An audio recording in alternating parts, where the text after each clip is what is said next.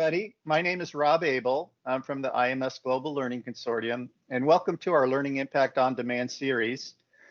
We're once again here to explore the topic of effective digital teaching and learning, and what we're seeing right now in terms of this accelerated movement to online, virtual, distance education, all of the above in this age of COVID-19 and beyond. And we're hearing from leading IMS members, the smartest people on the planet when it comes to EdTech. Today, we're very, very pleased to have with us a real leader here for a 10-minute interview, Anthony Salcito, who's the Vice President for Worldwide Education at Microsoft. Welcome, Anthony.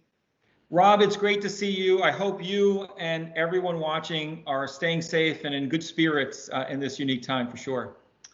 Yeah, right back at you. It's great to have you here. So really what we're going to do here pretty quickly is hone in for the audience on getting your insights. It's really been an unprecedented scale up acceleration of the whole spectrum of different types of use of digital technologies for learning, some perhaps done well, some perhaps not so well. And we also know that the impact of COVID-19 is going to be with us for some time. And from your vantage point, we'd like to hear what you're learning right now, how things are might be different going forward. So we'll start off with the right now. So what do you think we've learned? What are your main observations so far in terms of what's happening and maybe what we've learned, some of the priorities and so forth? Well, I think the initial phase is really obviously about protecting human life and making sure that our students, educators, faculty are safe. And so I think the initial reaction was really a crisis response. Hey, how do we make sure that we get kids and get students in the right place? And because of that, the technologies and the response was often less thoughtful than many institutions would have liked, just to respond to crisis. I think one of the learnings that we'll take forward is how can we be more resilient going forward for the next time something like this happens, so we understand this digital platform. We saw an immediate and rapid shift to digital.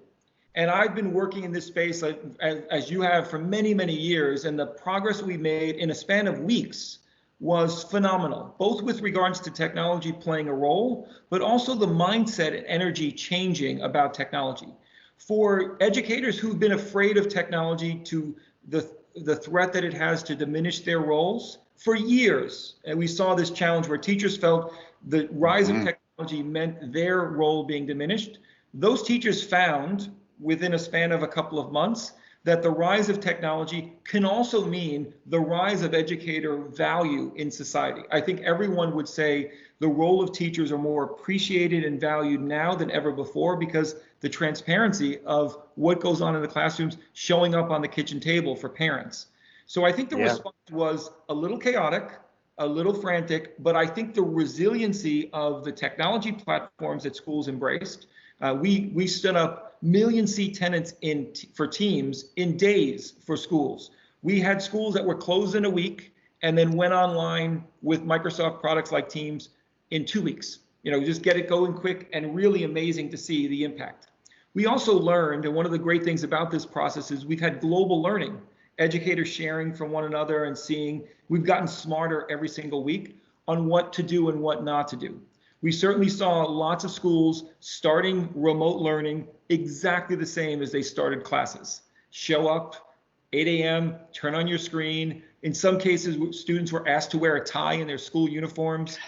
Quickly, schools realized that that's not going to be the short-term or long-term response, for practical reasons like, hey, a parent may have thought they were in good shape. They have 4 kids with 3 computers.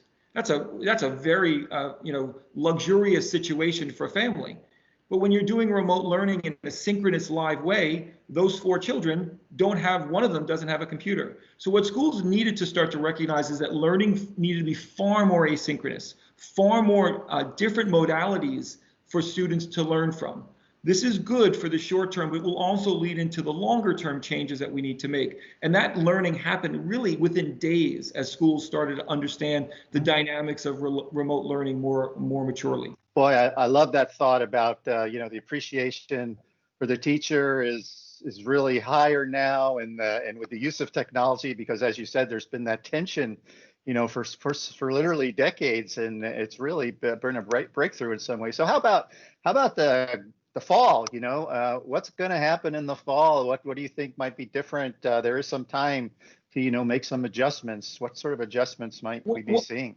Well, I think that the institutions are certainly, and I talk to institutions around the world on the higher ed side and the K through 12 side who are waiting to see. And while that is necessary, and obviously COVID-19 is going to evolve every single day or week, we're going to know more things. I think we've got to start planning right now on what's going to happen. I would suggest that any institution who believes that what they've been doing as a crisis response should be completely taken away from the future is making a mistake. We need to retain the foundation of what we've learned and what's great about the learning environment. Some students are thriving with some of the elements of this interaction. The ability to learn anywhere, anytime, the collaboration that's being opened up. Some students are coming alive that were the shyest in the classroom in this digital platform and environment. We got to retain that. But we also need to remember the value of classrooms.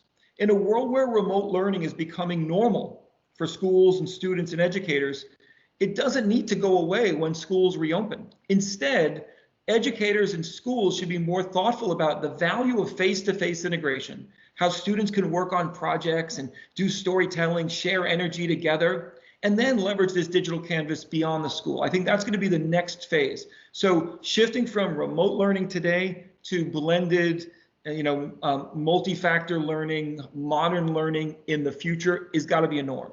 We got to retain this value of teachers and their role and respect, and get teachers to be more hungry to transform, more creative about their applications going forward. And then we've got to recognize the thoughtfulness of physical space versus digital, and then deal with the equity realities that we're struggling with right now, both with regards to device environments, making sure that we've got accessible technologies, multi-language support for technologies, and then obviously dealing with connectivity and bandwidth support for schools and families. Those are areas that I think are going to take a longer term time to solve, but I think bringing energy about the back to school reality, making sure that schools obviously practice social and safe distancing dynamics that we've learned in other industries, 6 feet apart desks, making sure that we've got hand wash stations and sanitizer stations active in schools, maybe regular hand wash breaks. Those things, of course, will happen, but I think the broader energy around how we can continue to celebrate this dynamic of blended learning will be necessary. All right, so very, very important message there. Don't wait. Take what we've learned and think about the redesign of the blended experience going forward. Take the time we have now to figure that out, because we cannot predict exactly what's going to happen. So how about further on down the line? Do you have any thoughts on what the lasting impact of this whole experience may be? Yeah, I'm not one to, there's been lots of articles written about the end of the higher ed system as we know it, or blah, blah. I think the reality is I'm a believer of the value of education and the role of every institution, whether it's the large, systems, the boutique, liberal arts schools. I believe in all of the value, and I think that the diversity has happened organically for lots of good reasons. I think that the things that will start to change once we can provide a broader digital canvas, I'm hopeful when schools think about their technology investments, they think about them beyond the school. I would say for decades, the large thinking and planning, if you looked at a plan of technology and institutions as sort of this level of book, maybe the top 3 pages would have been about technology beyond the school. Most of what technology has been done by leaders in IT has been, we need stuff to manage our Wi-Fi and infrastructure. We need desks and technology for labs, smart boards, et cetera, versus thinking about what's the technology life beyond the school. That balance is forever got to change. I think that the reality of once we have this digital canvas, the ability to get better insight. We've talked about data-driven decision-making in education for years. That's been limited because the ways in which students learn have often been largely physical. So we've used data-driven insight on quizzes or tests, which often don't provide enough insight on student progression and performance. Once we open up where students are learning all the time with digital support materials, we can extract more insight and data to better personalize, better differentiate learning for students. When we do this, we can actually create more blended models for remote and personalized learning for schools. We're doing a lot with Microsoft tools to actually provide data and AI support to help personalize the learning path. And then bringing in a variety of tools. It's great for using a tool like Teams for collaboration and productivity, but what schools are finding is a tool like Flipgrid, where an asynchronous environment where a teacher may assign a lesson, students will work on their own, and then reflect on what they're doing in a subject-based or topic-based school board with a tool like Flipgrid on a mobile phone is a great blend. And I think that schools have got to be much more confident to mix a bunch of technologies. I know many schools have said, we're going to go remote learning with Teams or Zoom or what have you. That dynamic is not going to be the future. It's going to be much more of a blend of different tools that schools need for various purposes. So I think those things will change. The big one, which is coming, is in a world of personalization and in a world where students have a far more blended anywhere, anytime learning, the dynamics of seat time, the dynamics of the assessment models that we've put in place for really decades, those things will start to crumble. And schools will be thinking about competency-based learning, especially on higher ed, a different dynamic of assessment, and much more a blending of the dynamics of student progression from what has been largely a time-fixed assessment variable model to a time variable and mastery fixed approach, where students are progressing, mastering, and moving at different paces. That model has been hard to do in the old system of education, but once we extend more beyond the school and classroom in a balanced way, I think we can do more to propel assessments going forward. Well, you're really echoing many of the things that we're hearing from leaders at leading school districts, as well as higher education institutions in terms of where things are going. So thank you for those comments. Finally, I wanted to thank you personally and Microsoft for being a leader in our nonprofit work at the IMS Global Learning Consortium. Do you have any words to describe the potential impact or relationship between the IMS work and what's happening right now?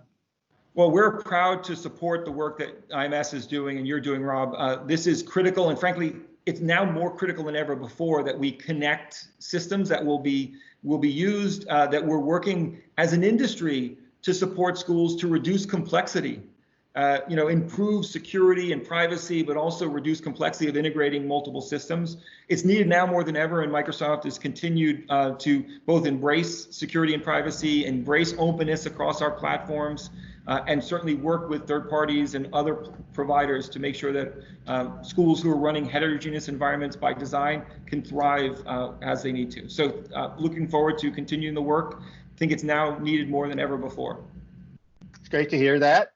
So thank you, Anthony, for your insights. My pleasure. Thanks to our viewers for tuning in. We look forward to seeing you back here for more of our series on highly effective digital teaching and learning. This is Rob Abel saying bye for now, and let's keep the learning going.